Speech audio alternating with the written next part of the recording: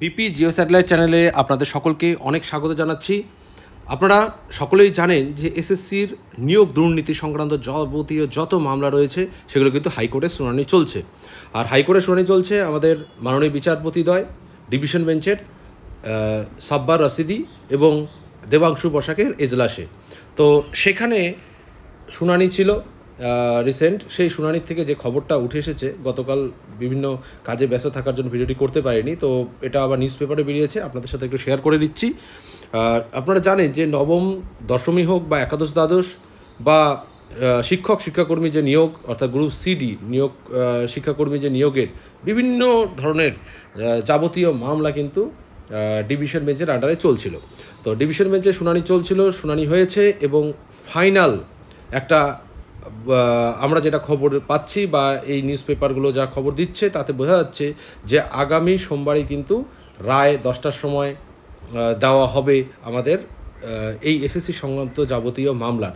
অর্থাৎ এটা বলার অপেক্ষা রাখে না যে বিভিন্ন যারা বিভিন্ন পদে ছিলেন নিয়োগ দুর্নীতি মামলার, কারণ আমরা জানি যে এসএসসির দুর্নীতিতে কিন্তু গ্রেপ্তার হয়েছেন এর আগে শিক্ষামন্ত্রী পার্থ চট্টোপাধ্যায়, মধ্যশিক্ষা পর্ষদের যে প্রাক্তন সভাপতি কল্যাণময় গঙ্গোপাধ্যায়, এমনকি এসএসসি চেয়ারম্যান সুবিরেশ ভট্টাচার্য সহ শান্তিপ্রসাদ সিংহ, অনেকেই কিন্তু আমরা জানি যে জেল হেফাজতে রয়েছেন এবং মামলাটি একটা বিশাল সাড়া ফেলেছে আমাদের ওয়েস্ট বেঙ্গলে এবং রাজনীতির উপরে কিন্তু একটা বিশাল একটা নিয়োগ দুর্নীতি একটা চর্চিত বিষয় হয়ে দাঁড়িয়েছে। তো সেই যে মামলা অর্থাৎ নিয়োগ দুর্নীতি যে মামলা, এসএসসি সংক্রান্ত যে মামলা, সেটার রায় কিন্তু আগামী সোমবার সকাল 10টার সময় দেওয়া হবে। এই খবরটির মাধ্যমে সেটা প্রচারিত হয়েছে এবং গতকালও আমরা বিভিন্ন পোর্টালে বা বিভিন্ন জায়গায় কিন্তু দেখতে পেয়েছি। আপনারা জানেন যে হাইকোর্ট থেকে এই খবরটি কিন্তু উঠে এসেছে।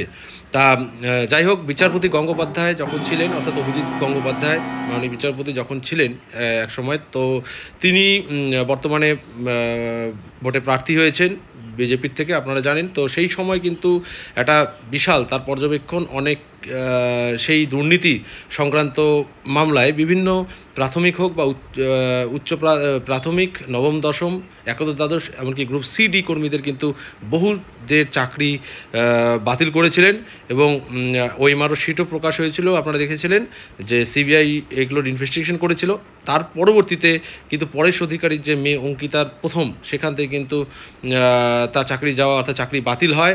তার পরবর্তী সময় কিন্তু এইভাবে অনেক চাকরি যখন বাতিল হতে থাকে, এরপরে তারা যখন পাল্টা মামলা করে তার বিরুদ্ধে অর্থাৎ অভিজিৎ গঙ্গোপাধ্যায় বা তার এই বিরোধে যখন যায় সুপ্রিম কোর্টে, তখন কিন্তু চাকরি বাতিলের নির্দেশে স্থগিতাদেশ কিন্তু সুপ্রিম কোর্ট অর্থাৎ শীর্ষ আদালত কিন্তু দিয়ে দেয় এবং শীর্ষ আদালত বলে যে হাইকোর্টকে একটা ডিভিশন বেঞ্চ গঠন করে মামলার 6 মাসের মধ্যে নিষ্পত্তি করার জন্য। সেই সময়কালটা আপনারা জানবেন যে নভেম্বর মাসের প্রায় প্রথম দিকেই কিন্তু আমরা দেখেছিলাম যে এরকম একটা রায় চলে আসে এবং সুপ্রিম কোর্ট তখন হাইকোর্টকে নির্দেশ দেয় ডিভিশন বেঞ্চে 6 মাসের মধ্যে ইনভেস্টিগেশন করে মামলাটা নিষ্পত্তি করার জন্য, অর্থাৎ একটা রায় দেওয়ার জন্য।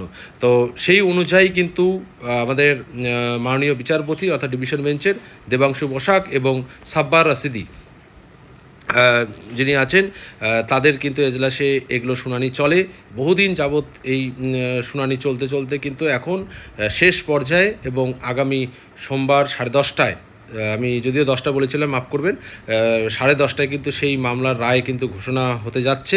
তো সেদিকে কিন্তু অনেকের চোখ রয়েছে। আর এইটা একটা বহু সেন্সিটিভ একটা মামলা। আমরা জানি যে সেন্সিটিভ একটা রায় অবশ্যই কিছু জনের পক্ষে যাবে, আবার বিপক্ষেও যেতে পারে। এখন খুব ক্রিটিক্যাল একটা ম্যাটার।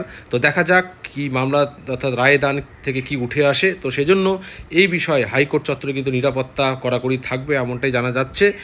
আর আমাদের যে খবরটা প্রকাশিত হয়েছে আপনাদের সাথে একটু স্ক্রল করে শেয়ার করছি। দেখুন, স্কুল সার্ভিস কমিশনের নিয়োগ দুর্নীতি মামলায় রায় ঘোষণা হবে আগামী সোমবার।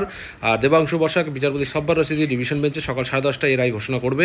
রাজ্যের সরকার পোষিত এবং সরকার অনুদানপ্রাপ্ত স্কুলে নবম দশম একাদশ দ্বাদশ শ্রেণীর শিক্ষক এবং গ্রুপ সি ও ডি পদের শিক্ষাকর্মী নিয়োগের সব মামলা কিন্তু, যেটা বললাম যে ডিভিশন বেঞ্চে সুপ্রিম কোর্টে ডিভিশন বেঞ্চে শুনানির জন্য পাঠিয়েছিল কিন্তু সুপ্রিম কোর্ট।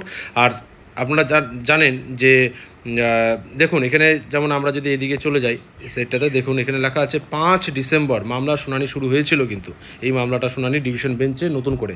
তারপর আইনজীবীদের একাংশ জানান যে 9 নভেম্বরে, আমি টান দিকে পড়ছি, 9 নভেম্বরে সুপ্রিম কোর্ট 6 মাসের সময়সীমা দিয়েছিল এবং সেই হিসাব অনুযায়ী 9 মে কিন্তু লাস্ট ডেট ছিল মামলা নিষ্পত্তির। তো 9 মের কিছুদিন আগেই অর্থাৎ সোমবার দিন কিন্তু এই মামলার রায়দান ঘোষণা হতে যাচ্ছে।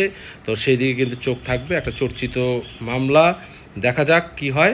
আপনারা সঙ্গে থাকবেন, অবশ্যই যা উঠে আসবে বা অর্ডার কপি যা হবে আপনাদের সাথে শেয়ার করা হবে। তো ধন্যবাদ সকলকে, সম্ভব হলে চ্যানেলটাকে সাবস্ক্রাইব করে পাশে থাকবেন।